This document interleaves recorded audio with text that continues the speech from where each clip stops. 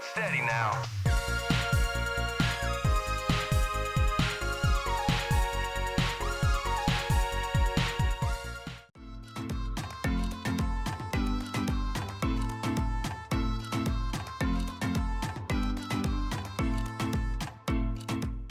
As one of the first true 3D platformers for the PlayStation, Croc, Legend of the Gobbos would see a tumultuous development after being pitched to Nintendo as a Yoshi game by Argonaut Games, only to face rejection and the previously fruitful relations falter.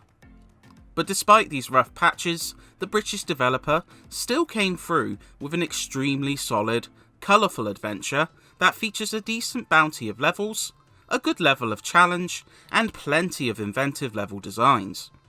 It admittedly suffers from some control and camera quirks, but despite these flaws, it's still worth a punt for platforming partisans.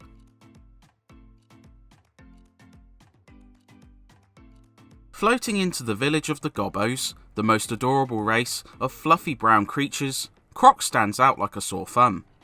But after care, training, and considerable growth, he becomes a valued part of the village. Unfortunately, things quickly turn sour, with the evil Baron Dante capturing all the Gobbos and locking them away, allowing his minions to invade the entire valley. But Croc is, luckily, sent to safety and sets out to reclaim his captured friends and defeat Baron Dante. This sets up more than 40 platforming levels, which almost all share a common goal. You must rescue 6 Gobbos in each level, though in order to do so, you'll also need 5 coloured gems to unlock a door at the end of each course, which usually has one last challenge to find the 6th Gobbo. It's standard stuff.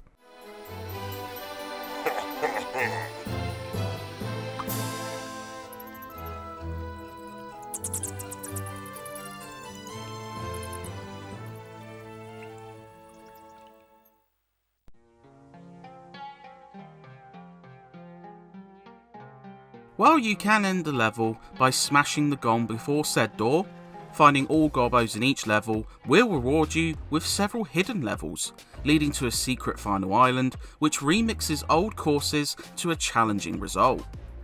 The levels run the gambit of familiar palettes, such as the ice-covered snowscapes or deserts, but some of the unique designs and platforming challenges shine through, such as the first hidden level being tucked away behind stomping a specific platform 3 times.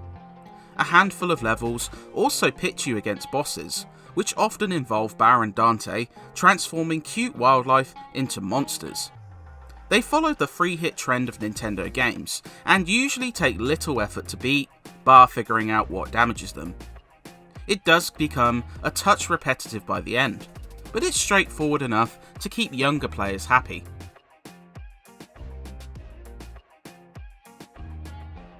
Croc boasts some decent gameplay mechanics. Like Sonic, Croc can avoid instant death by collecting gems, with just one being enough to avoid losing a life. Any held onto at each level's end adds to an overall total, with 100 rewarding extra lives. Croc boasts a small moveset, allowing him to jump, spin attack, and butt stomp while mid-jump. It works pretty well for the most part, but can be undone by a couple of quirks. The camera has a tendency, like many early platformers of the era, to become stuck on objects, making it really tough to gauge where the green reptile will land after a leap of faith at some points. And while it's rarely an issue, some jumps seemingly fail to register, resulting in some cheap deaths. Earlier levels aren't too tough, but towards the end, the challenge becomes much steeper, causing these issues to stick out further.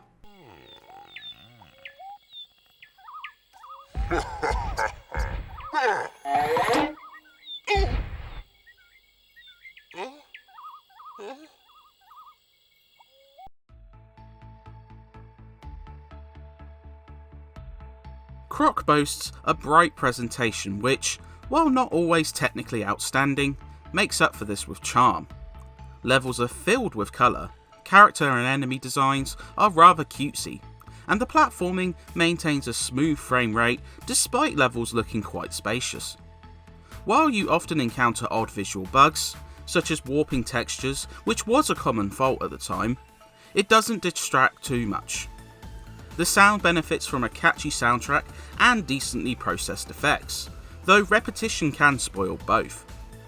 Croc has a tendency to spout the same garbled exclamations, and the music could have done with a couple of extra tracks to spice things up.